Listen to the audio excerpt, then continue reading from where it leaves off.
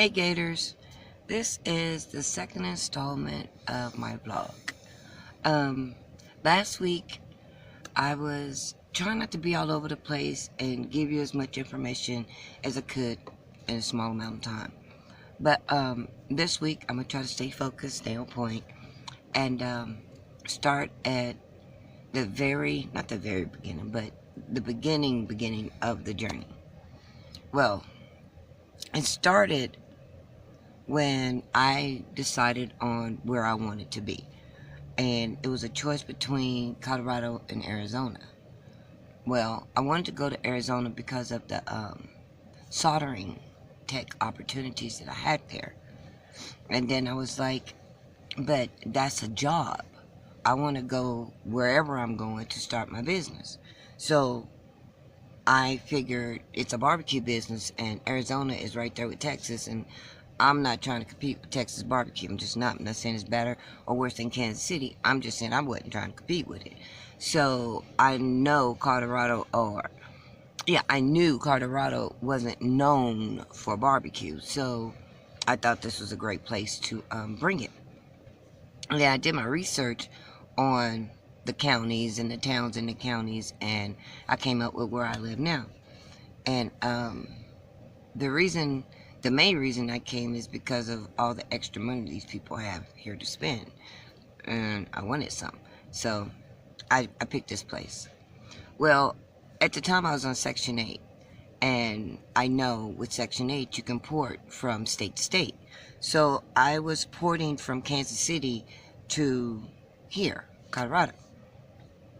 And went through all the processes that I was supposed to do.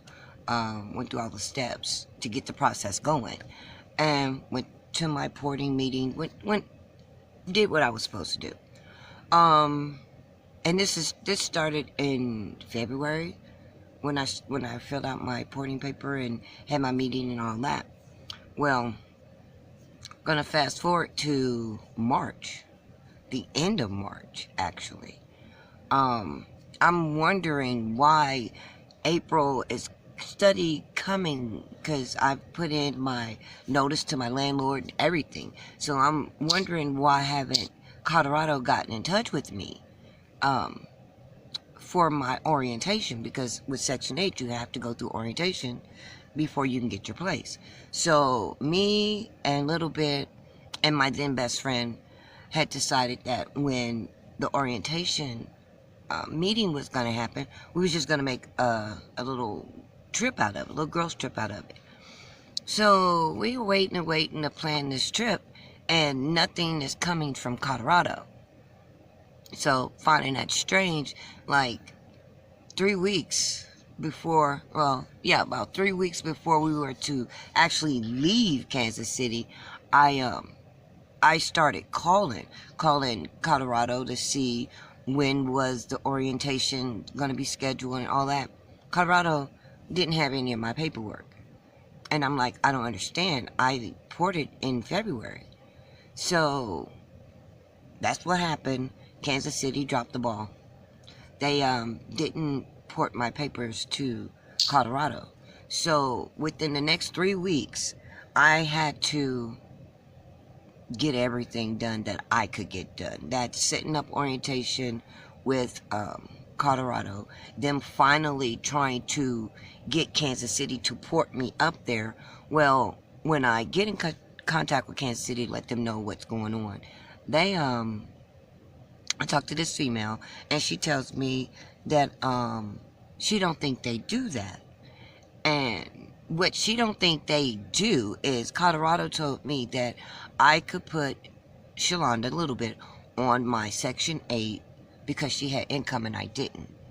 And she could come with me. It's like, okay, fine. So I tell this to Kansas City. Kansas City said they don't think they do that. So I was given the number to the manager there.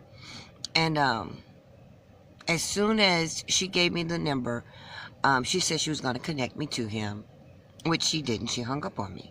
And I knew she was. So I called him. I called the number that she gave me. And he didn't answer the phone. not time for the place to close yet. And she knew he was in his office because she was going to put me through to him. Well, he didn't answer the phone. Next day, I called. First thing in the morning, I called. I actually started calling before I knew they was open. I just wanted to be the first call he got that morning. So I called. He picked up. Asked him had he listened to the message that I left the night before. He had, and his only thing he had to say to me was I was no longer a part of the Section 8 system in Kansas City. So Kansas City had dropped me off of their Section 8, like overnight. And I was like, drop me off of my Section 8 here in Kansas City. I was like, well, I wasn't ported to Colorado. And he said, well, it's no longer in our hands. So I'm going to take that as they don't do the gate thing, and they dropped me from my Section 8 without even porting me to Colorado. But I had to leave anyway. Like I said, I put in notice to my landlord, and so I had to go. Actually, we had to pay out of pocket for staying another week for me trying to get all this business taken care of. But like I said, I could do what I could do, which was pretty much nothing. Kansas City had dropped me, but luckily I had been talking and communicating with Colorado for those 2-3 weeks, so they knew in depth what was going on, and they seen what Kansas City done. So Colorado's trying to work with me. I gotta leave, so we packed everything in our Penske truck and we left. When we got here, I didn't know what to expect. I didn't know what Section 8 could do for housing for us, So it wasn't nothing they could do. I had to wait. And that's where the 4 months came in at. Well, I said we lived in a tent for 4 months. That's not actually true. We were homeless for 4 months. But one of the first month when we got here, we stayed with a friend of mine's, my sister Girl Scout. Thank you, Marie. She got us in contact with one of her husband's friends that lived here. And Jennifer, thank you, Jennifer. She took us into her house and let us stay there rent-free. But we paid our dues. We kept our house clean. I cooked every night. We walked her dog, and I said our dog because we got attached like crazy. But yeah, she just let us live like it was ours, and we so appreciated her not making us feel like she could have. She made us feel great, and we truly appreciated everything she done for us. And after that month, because we had to go, our Penske truck was parked in, of course, her complex parking lot, and they knew we were there for longer than we were supposed to be, so she was on the verge of getting evicted to let us stay there, so we had to go. So we stayed in the Penske truck. We came back here to where we're at, to the place where we were supposed to be getting our apartment and stuff, and started living in the parking lot that Little Bit and Ashley worked at.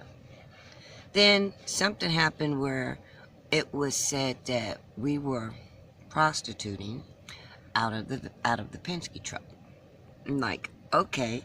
Well, the manager of the restaurant knew we weren't, but it was reported to headquarters. So we had to get out of the parking lot. So we just parked on the main street. We didn't really move nothing but maybe 25 feet from where we were already parked, but we had to move. And so we stayed in that Penske truck for 2 months. Yeah, the three of us lived in that Penske truck, just the front cab of it, for 2 months. And then the last month of our homelessness, that was spent in the tent behind the restaurant they worked at. And like I said in the last video, it wasn't the worst. It was actually a very, great learning experience. I felt blessed not to be living in a tent. No one wants to live in a tent except for people who do. But I didn't. But like I said, I felt blessed doing it. I had a great time. The people around us, the crew, took great care of us, took us to parks and up to the mountains, and so we enjoyed our time. But I wish we didn't have to go through that. And I felt responsible, even though it was not my fault. Kansas City just, I don't know. They dropped the ball. That's how I can say it. That's the only thing I can say about it, is they dropped it. And we had to make do with what we had.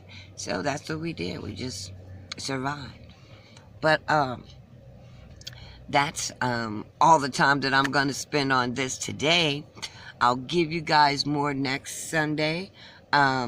Like, subscribe, and comment on what do you think?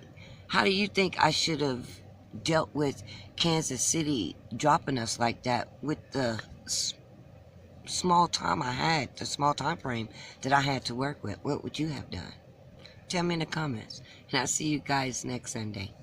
Later, Gators.